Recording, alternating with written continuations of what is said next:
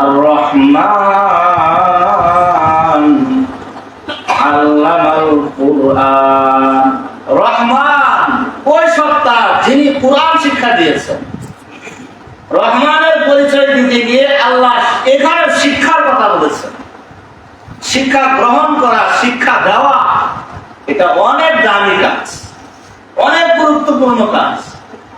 এর চেয়ে গুরুত্বপূর্ণ কাজ হতে পারে এলমে দ্বীন শিক্ষা করা।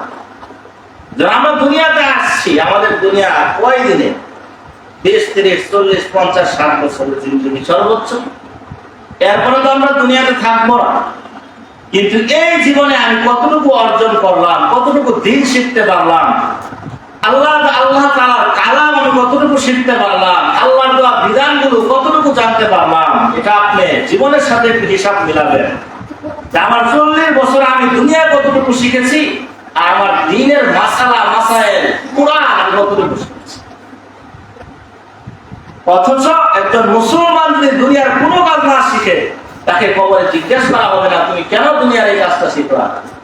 দ্বীনি বিধিবিধান না জানার কারণে, দ্বীন না শেখার কারণে প্রত্যেকটা মুহূর্তে, প্রত্যেকটা জায়গায় একজন মুসলমান ধরা হয়ে যায়। আল্লাহ রাব্বুল আলামিন যে সমস্ত ইবাদতকে আমাদের উপর ফরজ করেছেন, সে সমস্ত ইবাদত পালন করতে গিয়ে যে সমস্ত মাসআলার প্রয়োজন হয়, সেগুলো শিক্ষা করা ফরজ। আজকে নামাজকে আমাদের উপর ফরজ করা হয়েছে। নামাজ যেমন ফরজ, নামাজ পড়ার জন্য যা যা প্রয়োজন সব কিছু, সব এর শিক্ষা করাও ফরজ। ওযু করা ফরজ, নামাজ কিভাবে আদায় হবে, কাপড় পাক থাকতে হয়, জায়গা পাক থাকতে হয়, সতর ডাকতে হয়, কেরাত বিশুদ্ধ হতে হয়, এই সবগুলো শিক্ষা করা ফরজ। এজন্য নবী করিম সাল্লাল্লাহু আলাইহি ওয়াসাল্লাম হাদিসের মধ্যে বলেছেন, তলাবুল ইলমি ফরিদাতুন আলা কুল্লি মুসলিম। একটা নির্দিষ্ট পরিমাণ ইলমে দ্বীন শিক্ষা করা সমস্ত মুসলমান নর-নারীর উপর ফরজ করা হয়েছে। আপনি যদি ব্যবসায়ী হন, তাহলে ব্যবসার ইলম শিক্ষা করা আপনার জন্য ফরজ। আপনি যদি কোনো শ্রমিক হন, কোনো কর্মচারী হন, কোনো মালিকের অধীনে কাজ করেন, তাহলে একজন শ্রমিকের কি বিধিবিধান আছে, কতটুকু কাজ করতে হবে, ফাঁকি দিলে কি অপরাধ হবে, এটা শিক্ষা করা আপনার জন্য খরচ। আপনি যদি কোনো নারী হন, আপনার দৈনন্দিন জীবনে কি কি বিধান মানতে হবে, কি মানা যাবে, কি মানা যাবে না, এগুলো শিক্ষা করা আপনার জন্য খরচ। এগুলো আপনি শিখবেন আপনার মাহরাম, আপনার আত্মীয়, নিকটাত্মীয় পুরুষদের কাছ থেকে এগুলো শিখবেন। আগে পুরুষদেরকে শিখাবেন, এরপরে পুরুষদের কাছ থেকে আপনারা শিখবেন। ইউটিউব থেকে দিন চর্চা করবেন না, বেগানা পুরুষ থেকে দিন চর্চা করার চেষ্টা করবেন না। মাহরাম পুরুষ, আত্মীয়, নিকটাত্মীয়, ঘনিষ্ঠ মানুষ অথবা দিনদার পরহেজগার আলেম যদি হয়, তার পরামর্শে, পুরুষদের মাধ্যমে পরামর্শ এনে দিন শিক্ষা করার চেষ্টা করবেন। বলতেছিলাম যে যে সেক্টরে আছি, ওই সেক্টরের সংক্রান্ত বিধিবিধানগুলো শিক্ষা করা একজন মুসলমানের জন্য একটা খরচ। দৈনন্দিন জীবনে প্রত্যেকটা মুহূর্তে আমার জন্য দিন প্রয়োজন হয়, দিনের বিধান জানার প্রয়োজন হয়। একজন মুসলমান যদি সকাল থেকে সন্ধ্যা পর্যন্ত প্রতিটা মুহূর্তে সে দিনের বিধানগুলোকে মেনে চলে, আল্লাহ রাব্বুল আলামিন 24 ঘন্টা সময়ের প্রত্যেকটা মুহূর্তে তার আমলনামা লিখে দিয়ে দেবে। প্রত্যেকটা মুহূর্তে লিখে রাখবেন। আল্লাহ রাব্বুল আলামিন মুমিন বান্দা-বান্দীকে প্রত্যেকটা কাজ শিক্ষা করার একটা ধরন, একটা পদ্ধতি আল্লাহ শিখাইছেন নবীর মাধ্যমে। একজন বান্দা যখন সকালবেলা, ভোরবেলা ঘুম থেকে উঠবে, ঘুম থেকে ওঠার সময় আল্লাহ তাআলা নবীদের মাধ্যমে উম্মতকে একটা দোয়া শিখাইছেন। আলহামদুলিল্লাহিল্লাযী আহইয়ানা বা'দা মা আমাতানা ওয়া ইলাইহিন নুশুর। এটা হচ্ছে ঘুম থেকে ওঠার দোয়া। একজন বান্দা যখন ঘুম থেকে উঠবে, তখন সে দোয়া করবে, আল্লাহর প্রশংসা করবে। আলহামদুলিল্লাহ, সমস্ত প্রশংসা আল্লাহর জন্য। আল্লাযী আহইয়ানা, যে আল্লাহ আমাদেরকে জীবন দান করেছেন, বা'দা মা আমাতানা, মৃত্যু দেওয়ার পর ওয়াইলাইহিন নুশুর, তার কাছে আমরা ফিরে যাব। এই যে আল্লাহ রাব্বুল আলামিন নবী করিম সাল্লাল্লাহু আলাইহি ওয়াসাল্লাম দোয়া শিখাইলেন, ঘুম থেকে উঠে আল্লাহর প্রশংসা জ্ঞাপন করতে হবে। কারণ ঘুম হচ্ছে একটা মৃত্যু। একটা মানুষ যখন ঘুমায় যায় তখন সে মৃত্যুবরণ করে, তার হায়াত আর তার মধ্যে থাকে না। মনে করেন সকালবেলা আরো পড়াতেই বসে আল্লাহ কোরআনে কারিমে বলেছেন, আল্লাহু ইয়াতাওয়াফাল আনফুসা হিনা মাউতিহা ওয়াল্লাতী লাম তামুত ফী মানামিহা। আল্লাহ তাআলা মানুষকে মৃত্যু দান করেন। আল্লাহ তাআলা মানুষকে মৃত্যু দান করেন। যারা মারা যায় তারা তো দুনিয়া ছেড়ে চলে যায়, আর যারা দুনিয়া ছেড়ে যায় না তাদেরকে আল্লাহ রাব্বুল আলামিন ঘুমের মধ্যে মৃত্যু দান করেন। মানে আল্লাহ কোরআনে বলেছেন ঘুমটা হচ্ছে একটা মৃত্যু। একজন মানুষ মারা গেলে যখন অকেজো হয়ে যায়, আমরা যখন ঘুমাই আমরা কি হয়ে যায়? অকেজো হয়ে যায়, আমাদের আর কোনো কাজ থাকে। এখন আজকে রাত্রে মনে করেন এসব নামাজ পড়ে আমরা ঘুমাইলাম, সকালবেলা ফজরের পরে যদি আমাদের চোখটা না খুলে তাহলে আমরা কি? কালকে থেকে সকালবেলা আপনাকে লাশ বলবে, আপনার নামটাও তো মুখে দেবেন, আপনার লাশ, অমুকের লাশ, অমুকের লাশ, এগুলো বলবেন। তাহলে ঘুম হচ্ছে মৃত্যু। এই মৃত্যু থেকে প্রতিদিন সকালবেলা আপনাকে আমাকে জাগ্রত করতেছেন কে? আল্লাহ। তাহলে আপনি আল্লাহ প্রশংসা করবেন। আল্লাহ তাআলা মৃত্যু থেকে আপনাকে প্রতিনিয়ত জাগ্রত করতেছেন। এই জন্য নবীজি দোয়া শিখাইছেন, আলহামদুলিল্লাহিল্লাযী আহইয়ানা বা'দা মা আমাতানা ওয়া ইলাইহিন নুশুর। এই দোয়া শিখবেন প্রতিদিন। প্রতিদিন ভোরবেলা যখন ঘুম থেকে উঠবেন এই দোয়াটা পড়ে উঠবেন। আল্লাহ তাআলা আপনার ঘুমটাকে ইবাদত বানিয়ে দিবেন। আপনি ঘুমাইবেন, আপনার সওয়াব হবে, নেকি হবে। ঘুমাইতে যখন যাবেন দোয়া আছে না নাই? আল্লাহুম্মা বিসমিকা বিসমিকা আমুতু ওয়া আহইয়া। আল্লাহ তোমার নামে ঘুমাইলাম, তোমার নামে মৃত্যুবরণ করি, আবার তোমার নামে জীবিত হই। তোমার নামে ঘুমাই, তোমার নামে মরি, তোমার নামে উঠি, সব তোমার নামে। আল্লাহর নামে ঘুমাইবেন, আপনার ঘুম ইবাদত হয়ে যাবে। ওযু করবেন, ওযু কইরা দুরূদ শরীফ পড়তে পড়তে দোয়া কইরা ঘুমায়া যাবেন। হতে পারে নবী করিম সাল্লাল্লাহু আলাইহি ওয়াসাল্লাম স্বপ্নে আপনার সাথে সাক্ষাৎ করতে চলে আসেন। বেশি বেশি দুরূদ শরীফ পড়বেন। ঘুম আসে না, আপনি শুয়ে শুয়ে দুরূদ শরীফ পড়েন। ঘুম আসবে, আপনার উপর রহমত নাযিল হবে। সুনানে নাসাই হাদিসের মধ্যে নবী করিম সাল্লাল্লাহু আলাইহি ওয়াসাল্লাম বলেছেন, মান সাল্লা আলাইয়া সালাতান সাল্লাল্লাহু আলাইহি আসলাম। যে ব্যক্তি আমি নবীজির উপর একবার দুরূদ শরীফ পড়ে, আল্লাহ রাব্বুল আলামিন ওই ব্যক্তির উপর 10টি রহমত বর্ষণ করেন। আল্লাহ যদি আপনার উপর 10টা রহমত বর্ষণ করেন, আপনার অশান্তি থাকবে না? অশান্তি থাকবে না। এইজন্য বেশি বেশি দুরূদ শরীফের আমল করবেন। এরপরে আমরা দৈনন্দিন জীবনে খাবার দাবার গ্রহণ করি। অনেক বেশি খাবার দাবার আমরা খাই। দিনে 3 বার, 4 বার, 5 বার, 7 বার, 8 বার পর্যন্ত আমরা খাবার খাই। আল্লাহর হাবিব সাল্লাল্লাহু আলাইহি ওয়াসাল্লাম দোয়া শিখাইছেন, হে আমার উম্মত, যখন তোমার সামনে খাবার আসবে তখন তুমি খাবারটা দেখা মাত্রই দোয়া করবা, আল্লাহুম্মা বারিক লানা ফীমা রাযাকতানা ওয়া কিনা আযাবান নার। আল্লাহুম্মা বারিক লানা, খাবার দেখে আপনি বলবেন আল্লাহুম্মা, হে আল্লাহ, বারিক লানা ফীমা রাযাকতানা। এই যে আমাকে আপনি রিজিকটা দিয়েছেন, এই রিজিকের মধ্যে আপনি বরকত দান করুন। ওয়া কিনা আযাবান নার, এবং এই রিজিক খাওয়ার পরে আমার দ্বারা যেন কোনো গুনাহ না হয়, কোনো অবাধ্যতা না হয়, কোনো অপরাধ না হয়। এই রিজিক খাওয়ার পরে আপনি জাহান্নামের আগুন থেকে আমাকে রক্ষা করুন। এই তো আপনি খাবার দেখে দেখে বলবেন, আল্লাহ রিজিকে বরকত দেন, আবার এই রিজিক খায়া যেন আপনার কোনো গুনাহ না জড়ায়া যায়, আল্লাহ আপনি আমাকে জাহান্নামের আগুন থেকে বাঁচান। এই দেখেন আপনি প্রতিনিয়ত 7 বার, 8 বার, 5 বার খাবার খাচ্ছেন। প্রতিদিন যদি আপনি দোয়াটা বলেন, আর প্রতিদিন যদি আপনি জাহান্নাম থেকে পানা চান, একবার যদি আল্লাহ কবুল করে নেয় তাহলে তো আপনার জন্য জান্নাত। আল্লাহ যদি আপনার এই দোয়াটা একবার কবুল করে নেয় তাহলে তো আপনি জাহান্নাম থেকে মুক্তি পেয়ে গেলেন। এজন্য দোয়া করার দরকার আছে না নাই? দোয়া পড়বেন, হুজুরদের কাছ থেকে শিখবেন।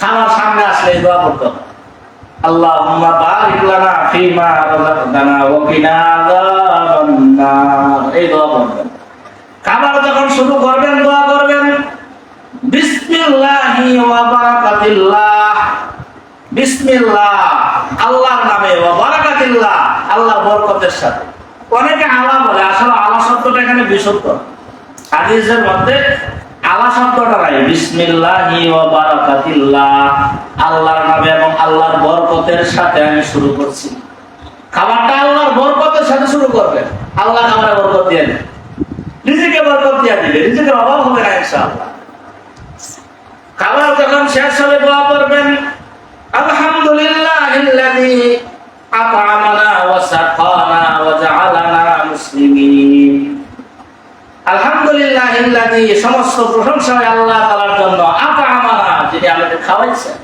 ওয়া সাকানা যিনি আমাদের প্রাণ করাইছেন আমাকে মুসলমান বানাইছেন তা আপনি খাবার পরে আল্লাহ তাআলার প্রশংসা করবেন আল্লাহ প্রশংসা করবেন আল্লাহ আপনার নিয়ামত আপনার রিজিক আপনার হায়াত আপনার মাল আপনার সম্পদের মধ্যে বরকত দিয়ে দেবেন এই ছোট ছোট আমলগুলো অনেক বেশি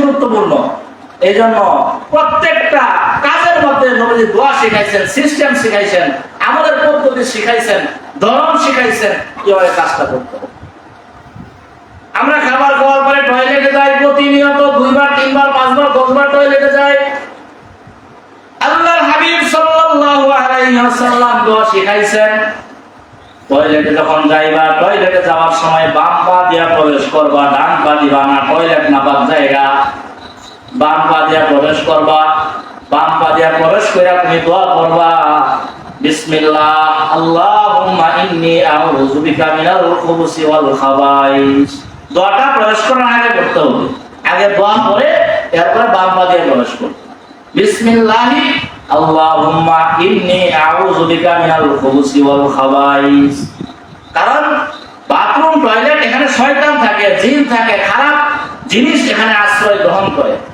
এই জন্য আল্লাহর কাছে পানা চাওয়া আল্লাহ আপনার কাছে খারাপ জিন খারাপ শয়তান থেকে আল্লাহ আপনার কাছে পানা চাই কারণ এই টয়লেটের মধ্যে তারা যেন আমার কোনো ক্ষতি করতে না পারে এই দোয়া করে আপনি বাথরুমে যাইবেন বাথরুম থেকে যখন বের হবেন ডান পা দিয়ে বের হবেন ডান পা দিয়ে বের হওয়ার পরে আল্লাহর কাছে দোয়া করবেন গুফরানাকাল হামদুলিল্লাহিল্লাযী আযহাবা আন্নিল আযা ওয়া আফানি গুফরানাক আল্লাহ আমাকে maaf করেন ইস্তিগফার ক্ষমা চাই আলহামদুলিল্লাহিল্লাযী সমস্ত প্রশংসা আল্লাহ তাআলার জন্য গুফরানাকাল হামদুলিল্লাহিল্লাযী আযহাবা আন্নিল আযা ওয়া আফানি যিনি আমার থেকে গান্দেগি নাপাকি দূর করেছেন এবং আমাকে শান্তি দিয়েছেন আজকে দেখেন এখন মানুষের যদি বাথরুম বন্ধ হয়ে যায় দেখেন তো কি অবস্থা হবে আপনার যদি পেশাবটা বন্ধ হয়ে যায় আর পেশাবটা না বের হয় এখন থেকে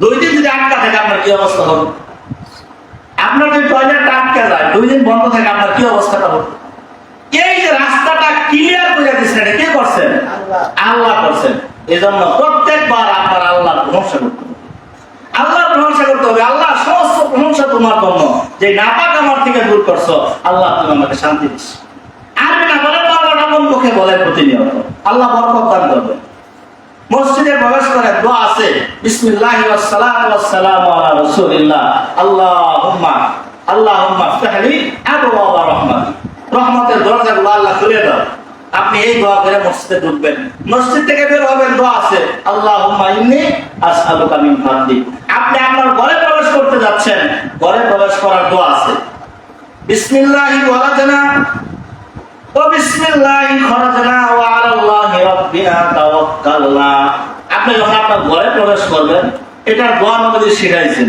বিসমিল্লাহি ওয়ালাদনা ওয়া বিসমিল্লাহি খরাজনা ওয়া আলাল্লাহি রাব্বিনা তাওয়াক্কালনা আল্লাহ আপনার নামে ঘরে প্রবেশ করলাম আপনার নামে আমি ঘর থেকে বের হই আপনার নামে আমি ঘরে প্রবেশ করি ওয়া আলাল্লাহি রাব্বিনা তাওয়াক্কালনা এবং আমাদের রব আল্লাহর উপর আমরা তাওয়াক্কুল করি একটা মানুষ যখন ঘরে ঢুকবে আল্লাহর নাম নেয়া ঘর থেকে বের হবে আল্লাহর নাম নেয়া আর বলবে আল্লাহ আমি তোমার উপর তাওয়াক্কুল করি এই ব্যক্তির দ্বারা ঘরের মধ্যে কোনো ক্ষতি হবে না আল্লাহ তাআলা আপনার ঘরকে সমস্ত প্রকার অকল্যাণ থেকে হেফাজত করে যেন ঘরে ঢুকবেন দোয়া পড়ে ঢুকবেন বিসমিল্লাহি ওয়ালাদনা ওয়া বিসমিল্লাহি খরাজনা ওয়া আলাল্লাহি রাব্বিনা রাব্বিনা তাওয়াক্কাল। ঘর থেকে বের হইবেন, দোয়া আছে, বিসমিল্লাহি তাওয়াক্কালতু আলাল্লাহ লা হাওলা ওয়ালা কুওয়াতা ইল্লা বিল্লাহ। আল্লাহর উপর তাওয়াক্কুল করে ঘর থেকে বের হইলাম, আল্লাহ তোমার শক্তির উপর কোনো শক্তি নাই, তুমি সবচেয়ে বড় ক্ষমতাবান। এই বিশ্বাস নিয়ে যখন আপনি ঘর থেকে বের হবেন, আল্লাহ তাআলা আপনাকে সমস্ত প্রকার অকল্যাণ থেকে হেফাজত করবে।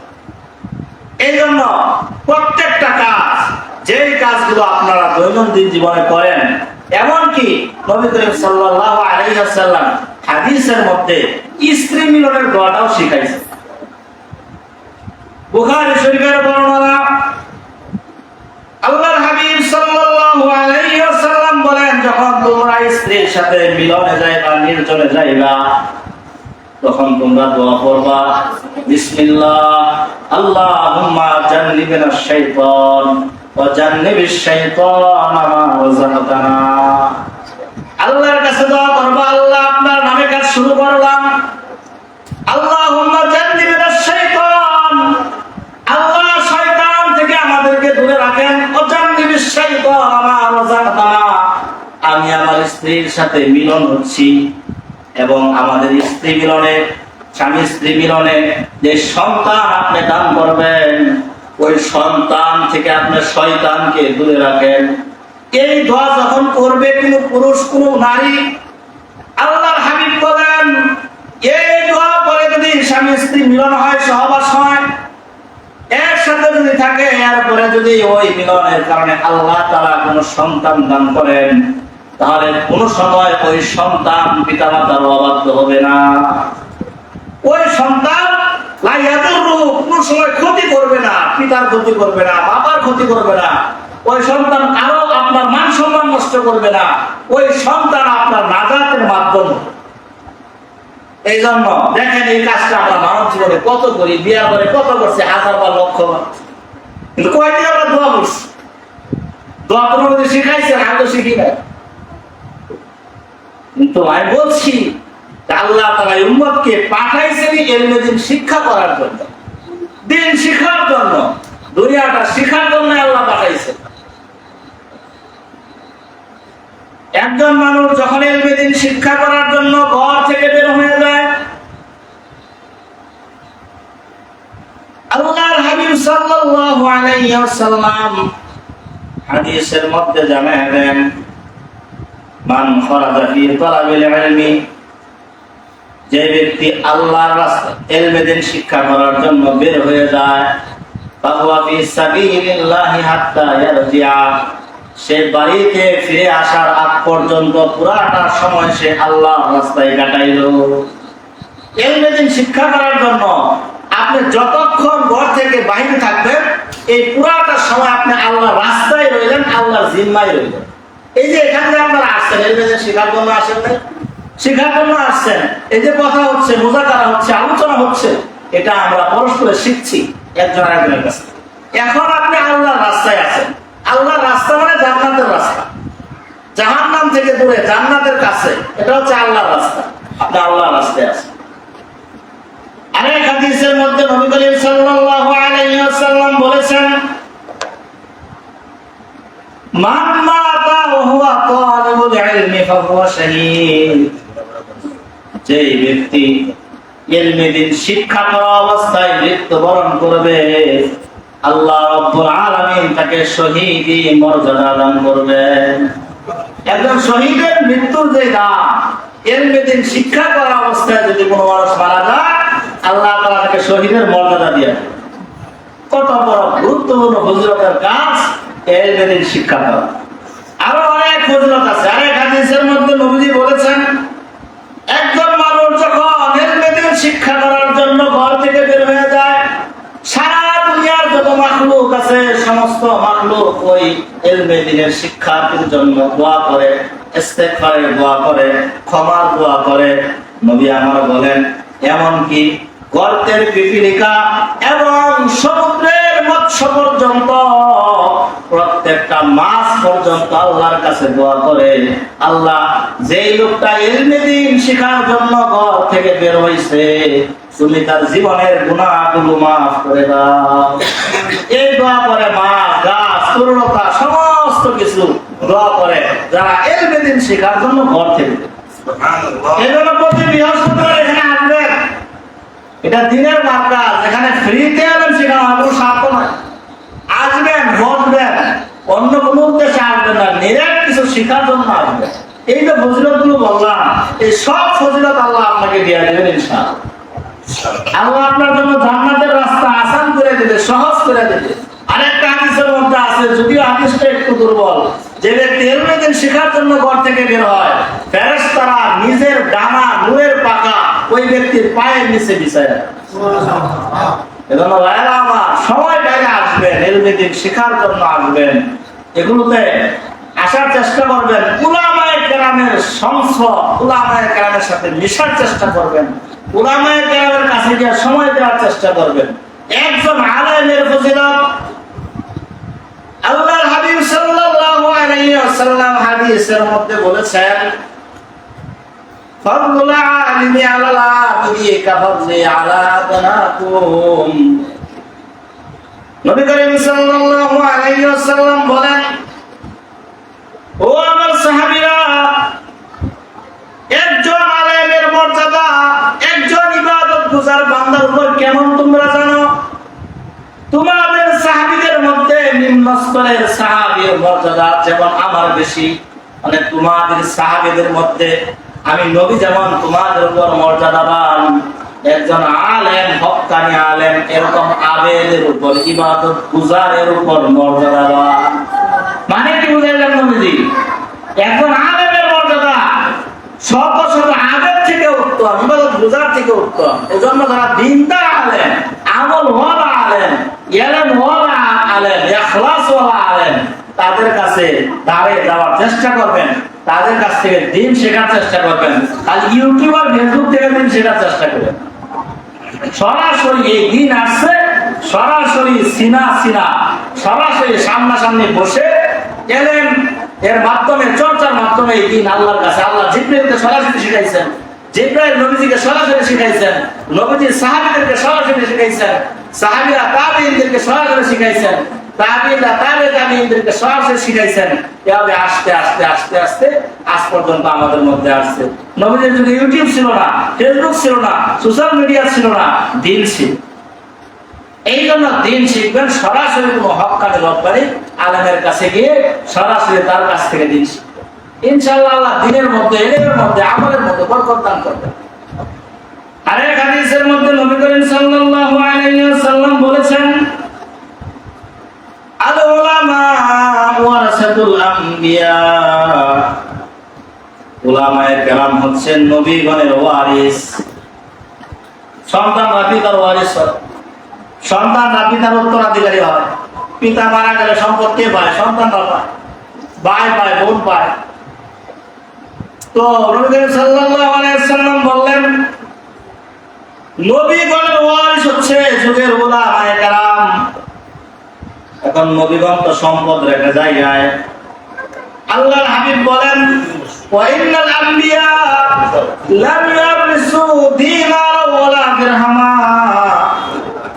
নবীগণ উলামায়ে কেরামকে টাকা পয়সার ওয়ারিস বানান নাই, সম্পদের ওয়ারিস বানান নাই, কোন ব্যাংক ব্যালেন্সের ওয়ারিস বানান নাই।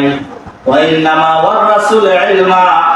নবীগণ উলামায়ে কেরামকে ইলমে দ্বীন শিক্ষা দিয়েছেন। ফামান আখাযাহু আখাযা বিহাযিন ওয়াফির। সুতরাং যেই ব্যক্তি কোন উলামায়ে কেরামের কাছে গিয়ে ইলমে দ্বীন শিক্ষা করলো, ওই ব্যক্তি নবী করিম সাল্লাল্লাহু আলাইহি ওয়াসাল্লামের ওয়ারিস, নবী সাল্লাল্লাহু আলাইহি ওয়াসাল্লামের সম্পদটাকে পরিপূর্ণরূপে গ্রহণ করলো। উলামায়ে কেরামের কাছে গিয়ে দ্বীন শিক্ষা মানে নবীজির ওয়ারিস আপনি শিখবেন, ওরাসাত আপনি গ্রহণ করবেন। এজন্য ভাইরা আমার, যখন সুযোগ হয় এই সমস্ত দিনী মার্কাজগুলোতে আসবেন, ইলমে দ্বীন শিক্ষা করবেন। বিশেষ করে দোয়া, দুরূদ, নামাজের প্রয়োজনীয় মাসআলা মাসাইল এবং সূরা ফাতিহা, সূরা ইখলাস, সূরা কাউসার, সূরা নাস, সূরা ফালাক, যে ছোট ছোট সুন্দর সুন্দর সূরাগুলো আছে, এই সূরাগুলো আপনারা উলামায়ে কেরামের কাছ থেকে, এই যে হযরত এখানে আছেন তাদের কাছ থেকে এসে দয়া করে শেখার চেষ্টা করবেন। আপনার ৬০-৬৫ বছরের জিন্দেগি চলে গেল, সূরা ফাতিহাটা বিশুদ্ধ করতে পারলেন না, আপনি আল্লাহর কাছে কি জবাব দিবেন? কোন মুখটা নিয়ে আপনি আল্লাহর কাছে দাঁড়াইবেন? দুনিয়ার সব আপনি শিখছেন, ব্যবসা বাণিজ্য, টাকা পয়সা কিভাবে ইনকাম করতে হয়, বাড়ি গাড়ি কিভাবে করতে হয়, বিশাল বড় ব্যাংক ব্যালেন্স কিভাবে চালাইতে হয়, সব আপনি শিখছেন। প্রত্যেক দিন ৫ ওয়াক্ত ৬ ওয়াক্ত নামাজের মধ্যে দাঁড়িয়ে যে সূরা ফাতিহাটা প্রত্যেক রাতে পড়তে হয়, সেই সূরা ফাতিহাটা আপনি শিখতে পারবেন। কত বড় লজ্জার কথা! এই জন্য আপনারা সবাই একটু মেহরবানি করে এক এক সময় এক এক হুজুর আসেন, আপনারা আসবেন, সূরা কেরাত শিখবেন। সর্বশেষ আপনাদেরকে আমি একটা আমল শিক্ষা দিচ্ছি। বুখারী শরীফের ৬৪০৫ নম্বর হাদিস, খুব সম্ভবত এই হাদিসের মধ্যে নবী করিম সাল্লাল্লাহু আলাইহি ওয়াসাল্লাম একটা জিকিরের আমলের কথা বলছেন। এই আমলটা অনেক সহজ আমল, আপনাদেরকে বলে আমি আলোচনা শেষ করছি। এই হাদিসের মধ্যে আবু হুরায়রা থেকে বর্ণিত হাদিস, নবী করিম সাল্লাল্লাহু আলাইহি ওয়াসাল্লাম হাদিসের মধ্যে বলেছেন, মান ক্বালা সুবহানাল্লাহি ওয়া বিহামদিহি ফি ইয়াউমিন মিআতা মাররাতিন, যে ব্যক্তি প্রতিদিন ১০০ বার সুবহানাল্লাহি ওয়া বিহামদিহি, আমার সাথে বলুন সুবহানাল্লাহি ওয়া বিহামদিহি, আরেকটু আওয়াজ দিয়ে বলুন সুবহানাল্লাহি ওয়া বিহামদিহি। এতটুকু কথাই হাদিসের মধ্যে এতটুকুই আছে, যে ব্যক্তি সুবহানাল্লাহি ওয়া বিহামদিহি এই জিকিরটা প্রতিদিন ১০০ বার পাঠ করবে, নবীজি বলেন ওই ব্যক্তির গুনাহ যদি সমুদ্রের ফেনা পরিমাণ হয়, তারপরে আল্লাহ তাআলা তার জিন্দেগীর গুনাহগুলো মাফ করে দেবেন। এজন্য প্রতিদিন ১০০ বার এই জিকিরটা করবেন তো ইনশাআল্লাহ। প্রতিদিন যখনই আপনার সময় হয় সুবহানাল্লাহি ওয়া বিহামদিহি, সুবহানাল্লাহি ওয়া বিহামদিহি, সুবহানাল্লাহি ওয়া বিহামদিহি, এই জিকিরটা বেশি বেশি পাঠ করবেন। আরেকটা কথা, ১ মিনিট সময় আছে আমার, ৩৫ মিনিট বয়ান করব। আরেকটা কথা বলে দিই, যেহেতু মা বোনেরা আসছেন, আরেকটা হাদিসের মধ্যে আসছে মা বোনদের ব্যাপারে নবী করিম সাল্লাল্লাহু আলাইহি ওয়াসাল্লাম বলেছেন ৪টা আমলের কথা। ৪টা আমলের কথা নবী করিম সাল্লাল্লাহু আলাইহি ওয়াসাল্লাম হাদিসের মধ্যে বলেছেন। ১ নাম্বার হচ্ছে ৫ ওয়াক্ত নামাজ পড়া। যে মা বোন, যে মহিলা নিয়মিত সময় মতো ৫ ওয়াক্ত নামাজ পড়বে। ২ নাম্বার রমজান মাসের রোজাগুলো রাখবে। ২ নাম্বার রমজানের রোজা রাখে। ৩ নাম্বার নিজের সতীত্বকে রক্ষা করে, ইজ্জতকে রক্ষা করে, সতীত্ব নষ্ট করে না। ৪ নাম্বার স্বামীর আনুগত্য প্রদর্শন করে। এই ৪টা কাজ, ৫ ওয়াক্ত নামাজ পড়া, ২ নাম্বার রমজান মাসে রোজা রাখা, ৩ নাম্বার নিজের সতীত্ব রক্ষা করা, ৪ নাম্বার স্বামীর আনুগত্য করা। এই ৪টা কাজ যদি কোনো মহিলা করে এবং এই ৪টা কাজ করে যদি কোনো মহিলা মৃত্যুবরণ করে, আল্লাহ রাব্বুল আলামিন ওই মহিলার জন্য জান্নাতের ৮টা দরজা খুলে দিবেন। দেওয়ার পরে বলবেন, হে মা, হে বোন, তোমার যেই দরজা দিয়ে মন চায় তুমি সেই দরজা দিয়ে জান্নাতে প্রবেশ করো। সুবহানাল্লাহ। এই ৪টা কাজ, হাদিসে ৪টা কাজের কথা আছে, অতিরিক্ত আর কোনো না। ৪টা আমল। এক হচ্ছে ৫ ওয়াক্ত নামাজ পড়া, ২ নাম্বার রমজান মাসে রোজা রাখা, ৩ নাম্বার নিজের সতীত্ব রক্ষা করা, ৪ নাম্বার স্বামীর আনুগত্য প্রদর্শন করা। এই ৪টা কাজ যদি কোনো মা বোন করে মৃত্যুবরণ করার পরে আল্লাহ তাআলা জান্নাতের ৮টা দরজা খোলা দিয়া বলবেন, তোমার যেই দরজা দিয়া মন চায় তুমি সেই দরজা দিয়া জান্নাতে প্রবেশ করো। সুবহানাল্লাহ। এইজন্য মা বোনেরা বিশেষভাবে এই ৪টা কাজ করার চেষ্টা করবেন, আর এই জিকিরটা গুরুত্বের সাথে করার চেষ্টা করবেন। আল্লাহ